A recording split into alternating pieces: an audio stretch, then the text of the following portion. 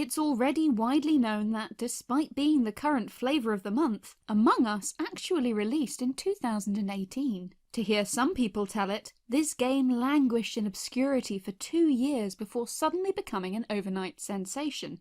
This isn't strictly true. In reality, Among Us was popular long before English speakers discovered it, with huge player bases in countries such as Brazil and Korea. The game's current popularity is the result of an accidental slow burn, with the developers Inner Sloth repeatedly attempting to give up and move on to something else, only to be dragged back to add new features. According to lead programmer Forrest Willard, "We're a slow-growing company.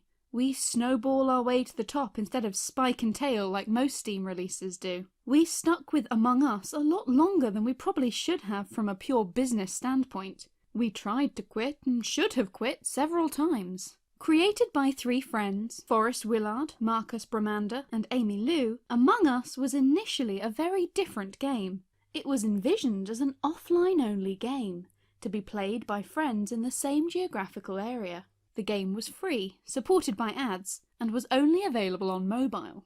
The game felt like a bit of a risk at the time. Another similar game, Bombernauts, had recently released without taking the world by storm, and there was a danger that Among Us would prove to be little more than a waste of time. Said Willard, "I initially didn't want to make Among Us because of the multiplayer aspects. We had seen stuff like Bombernauts flop, and the added complexity of multiplayer made it really unappealing. But our other game idea wasn't panning out, so I prototyped Among Us and it was immediately fun and interesting." The team put out Among Us, and when it initially underperformed, they were ready to move on to their next project. But then, something unexpected happened. The game received feedback from players. Somewhere out there, someone was playing Among Us, and they had suggestions for making it better. Willard said, "It didn't release super well, but we got a bunch of feedback, by which I mean any feedback, which was pretty great. Emboldened by a bit of player interaction, the team decided to improve the game a bit. They added online multiplayer and released the game on Steam. There, it did okay-ish, but the fan base was still fairly small. Then, in December of 2018, everything changed. A Korean YouTuber named Kevin Choi made a video on the game, and suddenly, Among Us received an influx of a few thousand new players. The timing was less than ideal. Success was a two-edged sword.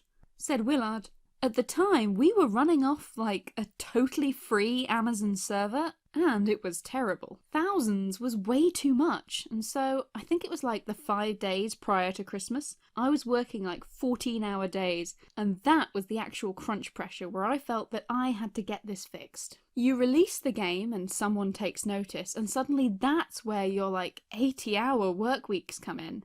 Like, it's those intense bursts of, "Oh, something's happening!" You must react quickly. You don't want to lose this moment. As exhausting as this was, it was only the beginning. A few months later, a Brazilian YouTuber, Godnot, made a similar video, kicking off the game's popularity among Portuguese-speaking players. While the team added a few more cosmetic elements, they were eager to move on and try something new. Finally, at the start of 2020, they announced that work on the game was complete, and that they were moving on to something else. It was only a few months later that streamers including Kaif, Sodapoppin and XQC started playing the game on Twitch, and the English-speaking games community finally discovered something that large chunks of the rest of the world had known about for years. At this point, Inner Sloth decided to work on a sequel, in order to capitalise on the first game's success. Ultimately though, they decided to ditch this plan and continue adding to the original Among Us. Players simply won't let the team move on.